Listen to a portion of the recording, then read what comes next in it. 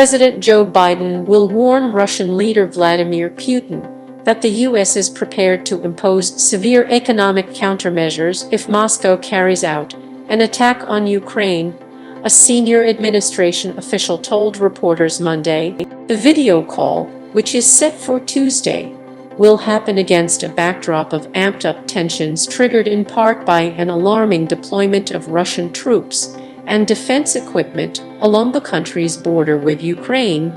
These movements are consistent with the planning that we see underway for a military escalation in Ukraine, said the official.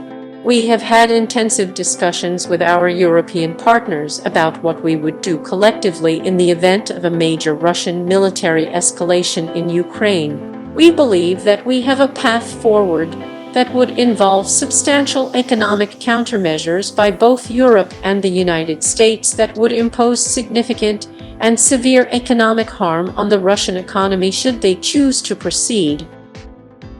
The administration official declined to say whether the U.S. would take direct military action against Russia if there were an invasion.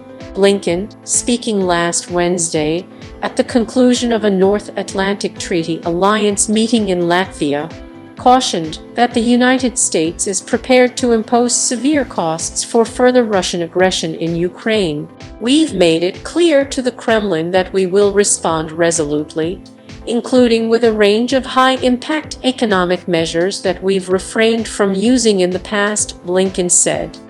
Last Thursday, Blinken met face-to-face with his Russian counterpart, Foreign Minister Sergei Lavrov, on the sidelines of a meeting of the Organization for Security and Cooperation in Europe last Thursday in Sweden. Then, last Friday, Blinken warned again in an interview with Reuters that there will be very serious consequences if Russia engages in renewed aggression against Ukraine. In recent weeks, Ukraine has warned Washington and European allies that Russian troops have amassed along its eastern border, a development that mimics Moscow's 2014 invasion of Crimea. The annexation of the Black Sea Peninsula sparked an international uproar and triggered a series of sanctions on Moscow. Shortly after the invasion, a war broke out in eastern Ukraine between government forces and Russian-backed separatists. To be clear, we do not know whether President Putin has made a decision about further military escalation in Ukraine, but we do know that he is putting in place the capacity to engage in such escalation should he decide to do so, the senior Biden administration official said. We've seen this Russian playbook before in 2014, when Russia last invaded Ukraine, the official added. Meanwhile, the Kremlin has dismissed suggestions that Moscow was preparing for an attack on Ukraine and defended its right to deploy troops on its own territory.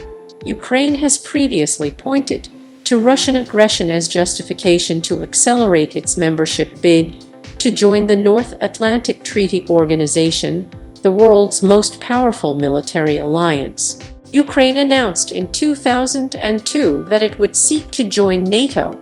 Moscow has called Ukraine's ambition to join the alliance a red line.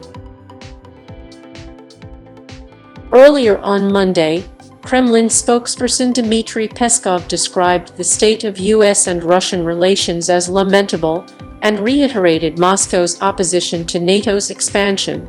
The tense situation around Ukraine and NATO close up to our borders will be discussed, and President Putin's initiative on long-term guarantees of Russia's security. All of these topics will be discussed, Peskov said at a news conference previewing the call.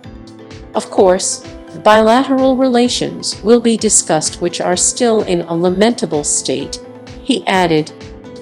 Last week, NATO Secretary-General Jens Stoltenberg called on Moscow to de-escalate tensions and reiterated that the alliance's commitment to Ukraine's sovereignty and territorial integrity remains unwavering. Ukraine is a sovereign, independent nation, and every sovereign, independent nation has the right to choose its own path, including what kind of security arrangements it wants to be part of. So it is up to Ukraine and 30 allies to decide when Ukraine is ready to join the alliance, Stoltenberg said during a NATO meeting in Riga, Latvia. Russia has no veto, no right to interfere in that process, Stoltenberg said.